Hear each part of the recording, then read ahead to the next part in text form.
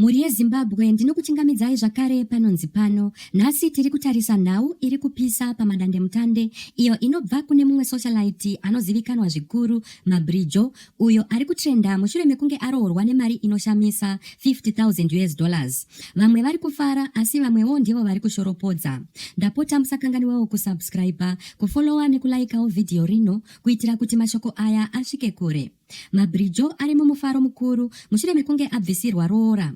Marooro ake akaitwa nezuro apo akabvisirwa $50,000. Vazhinji vevateveri vake vari kumukorokotedza vachiti awana zororo uye tariro muupenyu hwake nemuchato uyu. Asi kunze kwekufara uku, social media yaita hondo chaiyo. Mabrijo ari kudhonzwa nevanhu vakawanda avo vari kutaura zvakaoma. Dzimwe dzenyaya dziri kutaurwa ndeidzi: vamwe vari kuti Mabrijo ndiye akapa murume wake uyu kuiti mari iyi kuitira kuti amuroore, vachiti ndeye kutsvaga status kana mbiri. Vamwe vari kumupomera kuti anochinja varume sekuchinja kwaanoita maunderwear.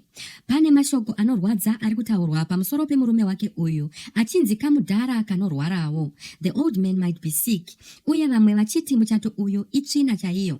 What's your take on this? Ko imi munofungei? Munotenda here kuti uru rudo rwechokwadi kana kuti pane chimwe chiri kuitika kuseri kwechiitiko ichi? Zvisinei hazvo, tinoti makorokoto amhlope. Congratulations Mabrijo and husband.